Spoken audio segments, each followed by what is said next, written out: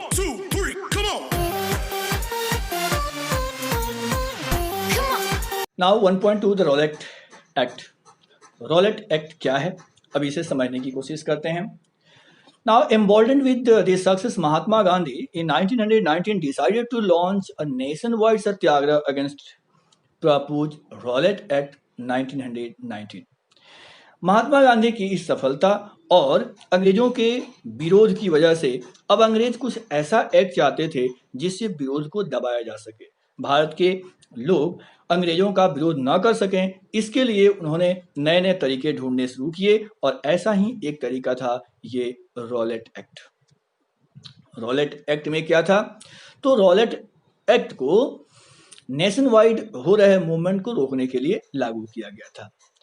And this act was हरीडली passed through imperial legislative council.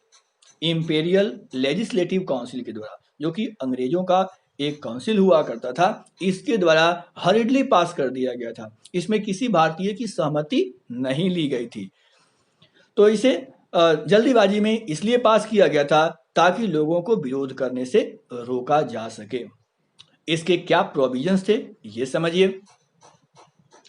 It gave government enormous power to repress political activities, यानी भारतीयों के द्वारा किए जा रहे पॉलिटिकल एक्टिविटीज को रोकने का एक बड़ा पावर अंग्रेजों के हाथ दे दिया।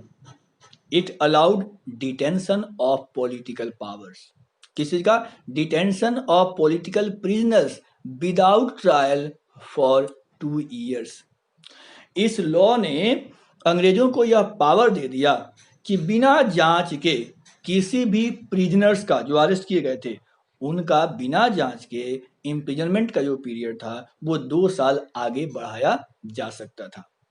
और पुलिस शक के आधार पर, डाउट के आधार पर किसी को अरेस्ट कर सकती थी, प्रोटेस्ट के कंडीशन में अरेस्ट कर सकती थी, और एक बार जो अरेस्ट हो गए फिर उनकी कस्टडी पीरियड ये लोग 2 साल आगे बढ़ा दिया करते थे।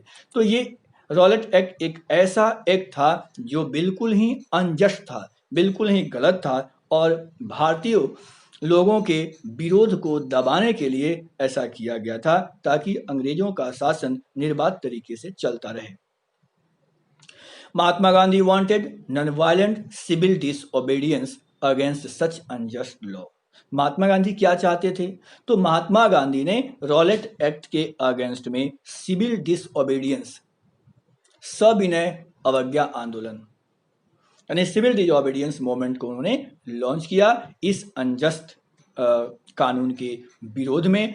और इसकी शुरुआत उन्होंने 6 अप्रैल 1919 को एक हड़ताल के साथ किया, क्योंकि यह एक्ट बहुत ही गलत एक्ट था। इससे हमारे देश के लोगों के साथ काफ़ी ज्यादती हो रही थी। यूं ही किसी को भी अरेस्ट कर लेते थे, यूं ही 2 साल के लिए उन्हें कैद कर देते थे। तो इसके अगेंस्ट में महात्मा गांधी ने सिविल डिसओबीडियंस, नॉन वायलेंट तरीके से जनता के द्वारा डिसओबीडियंस को प्रमोट किया, और इस तरह से 6 अप्रैल के हड़ताल के साथ इसका विरोध शुरू हुआ। अब ये प्रोटेस्ट किस तरीके से होता है, तो rallies were organise in various cities. बहुत सारे शहरों में रैली ऑर्गेनाइज किए गए। वर्कर्स काम पे नहीं गए, they went on strike in railway workshop, जहां रेलवे का वर्कशॉप हुआ करता था, लोग स्ट्राइक पे चले गए। शॉप्स क्लोज डाउन, दुकानें बंद हो गई। Alarmed by popular upsurge and scared that lines of communication such as railway and telephone would be disrupted, British administration decided to clamp down the nationalist। अंग्रेज इस सिचुएशन से काफी भयभीत हो गए। उन्हें डर इस बात का था कि लाइन ऑफ कम्युनिकेशन, यानी कम्युनिकेशन का सिस्टम ही बाधित हो जाएगा, रेलवे बाधित हो जाएगा, टेलीग्राफ बाधित हो जाएगा, तो फिर उन्हें अपने प्रशासकीय कार्यों को करने में काफी असुविधा होगी। इस तरह से अंग्रेजों ने डिसाइड किया कि वो नेशनलिस्ट के इस विरोध को पूरी तरह से दबा दें। फिर क्या था, local leaders were picked up. Local leaders को उठा लिया गया, उन्हें कैद में डाल दिया गया। कहाँ से, खास करके अमृतसर से। And Mahatma Gandhi was board from entering Delhi, और महात्मा गांधी को दिल्ली में एंट्री ही बैन कर दी गई। महात्मा गांधी दिल्ली नहीं जा सकते थे। On 10th April, police in Amritsar fired upon a peaceful procession. लोग शांतिपूर्ण ढंग से अमृतसर में विरोध कर रहे थे, उस पर पुलिस ने गोलियां बरसा दी और कई लोग मारे गए। फिर क्या था, इसका विरोध लोगों ने किया और वाइड स्प्रेड अटैक होने लगे। किन चीज़ों पर? बैंक्स पर, पोस्ट ऑफिस पर, रेलवे स्टेशन पर। और इस विद्रोह को रोकने के लिए आनंद फानन में मार्शल लॉ को इम्पोज कर दिया गया। मार्शल लॉ, और मार्शल लॉ का जो मार्शल उस समय हुआ करता था वो जनरल डायर हुआ करता था। तो जनरल डायर के नेतृत्व में मार्शल लॉ को लगा दिया गया। जनरल डायर इसका कमांडर बन गया। फिर जो घटना घटती है भारत के इतिहास में, सबसे काला दिन आता है, सबसे बुरी घटना घटती है, जिसको आप सबने बचपन में भी पढ़ा होगा, छोटे क्लासेस की बुक्स में भी पढ़े होंगे। वो क्या था? The incidence of Jallianwala Bagh. Jallianwala Bagh की घटना के बारे में आपने पढ़ा होगा। On 13th April the infamous Jallianwala Bagh incidence took place. On that day, a large crowd gathered in the enclosed ground of Jallianwala Bagh. 13 अप्रैल के दिन बड़ी संख्या में लोग जालियांवाला बाग के एनक्लोज ग्राउंड में, चूंकि फेंसिंग थी, चारों तरफ से वो घिरा हुआ था, इसमें बड़ी संख्या में लोग जमा हो गए। Some came to protest against government's new repressive measures. उसमें कुछ लोग तो जमा हुए थे जो गवर्नमेंट की पॉलिसी का विरोध करने के लिए वहां आए थे। But others had come to attend annual Baisakhi fair. लेकिन बड़ी संख्या में लोग हर साल लगने वाले बैसाखी फेयर को अटेंड करने के लिए आए हुए थे। फसल कटने के बाद बैसाखी का फेयर हर साल लगता था। और जैसा कि आप जानते हैं, भारत गाँव का देश है और गाँव में मेलों का बहुत महत्व होता है। उस समय लोगों के पास कम्युनिकेशन के साधन बहुत कम हुआ करते थे, तो अपने मित्रों से मिलना और एक दूसरे के साथ टाइम स्पेंड करना, ये मेला के माध्यम से हुआ करता था। मेला एक ऐसा समय हुआ करता था जब दूर दूर से लोग एक जगह आते थे और अपनों से मिला करते थे। तो काफ़ी महत्व था बैसाखी फेयर का। Being from outside of the city, many villagers were unaware of martial law that had been imposed. लेकिन क्योंकि देहात से रहने वाले लोग यहाँ आए हुए थे, देहात के लोगों को मार्शल लॉ के बारे में बिल्कुल ही पता नहीं था। उन्हें नहीं पता था कि मार्शल लॉ को लागू कर दिया गया है। अब जब मेला अपने पीक पर होता है, सभी लोग एंजॉय कर रहे होते हैं, उसी समय जनरल डायर उस एरिया में एंटर कर देता है and block the exit points. और अमृतसर के इस बाग के एग्जिट पॉइंट को निकलने के सारे रास्तों को ब्लॉक कर देता है and open fired on the crowd. और इस भीड़ पर गोलियां बरसाने का आदेश दे देता है। परिणाम क्या होता है? किलिंग हंड्रेड्स, सैकड़ों में लोग मारे जाते हैं। कहा जाता है लगभग 1500, 1500 के आसपास लोग यहाँ पर मारे गए थे। His object as he declared later. बाद में जनरल डायर ने अपने ऑब्जेक्टिव को बताया था। जब उसे पूछा गया कि उसने इस तरह से मानवता के विरुद्ध कार्य कैसे किया, तो उसने क्या कहा था? तो he stated that he wanted to produce a moral effect. वह एक मोरल इफेक्ट प्रोड्यूस करना चाहता था। वो चाहता था कि सत्याग्रहियों के अंदर फीलिंग ऑफ टेरर एंड ऑ भर जाए, यानी जो सत्याग्रही हैं उनके अंदर अंग्रेजों के प्रति एक आतंक का माहौल बन जाए, वो अंग्रेजों से डरें और इनका विरोध नहीं करें। इस तरह की भावना, इस तरह का डर पैदा करना चाहता था General Dyer. As the news of Jallianwala Bagh spread, crowd took to the streets in many North Indian states.